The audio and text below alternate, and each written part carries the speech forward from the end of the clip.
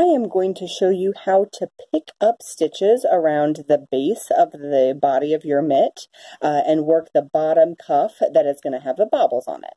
So in order to pick up stitches, I have already done the ribbing at the top, so I've already picked up the stitches on this side.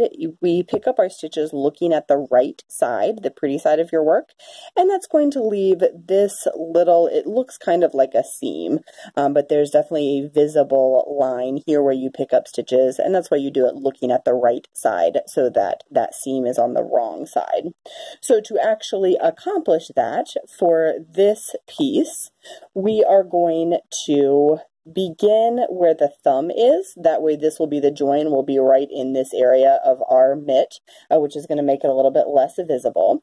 Your yarn is not connected to your work at this point. Your yarn is going to be totally separate. So you're just going to grab your working yarn, leave a 6-inch tail, at least a 6-inch tail of that working yarn hanging out there, and you are going to insert your needle under 2 strands of your knitted fabric.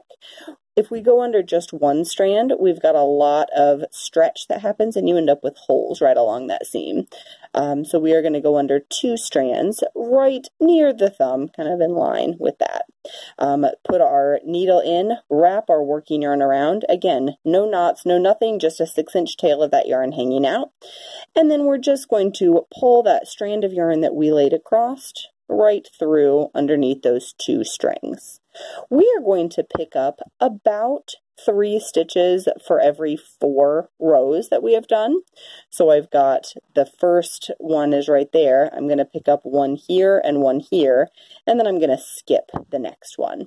So I'm picking up 1 into the first, 1 into the second stitch, 1 into the third stitch, and then I'm going to skip that 4th stitch. The reason that you do this is because knit stitches are not square. If you pick up 1 for every row that you did, you're going to end up with too much fabric around the base of your mitt, and it's going to create a ruffle.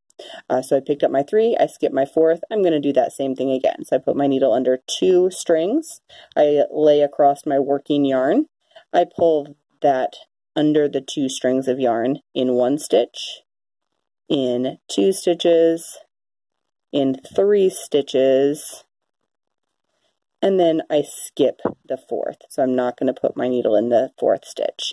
And I'm going to do that all the way around. I will end up with, I believe it's 36 stitches. It's the number that the pattern is going to tell you to pick up. And once you've picked up all of your stitches all the way around, you do want to count. Make sure that you have the number that your pattern is telling you to for the size that you are making. And if you did end up with 1 or 2 stitches more or less than the pattern is telling you to, you can simply knit 2 stitches together or knit front and back into a stitch to either add or subtract a stitch or 2 if you need to. If you're off by 10 stitches, something has gone wrong and you'll probably want to try picking up stitches again. So that's how you're going to pick up stitches to put the bottom cuff on your mitt. And we picked up stitches for the top edge in exactly the same way.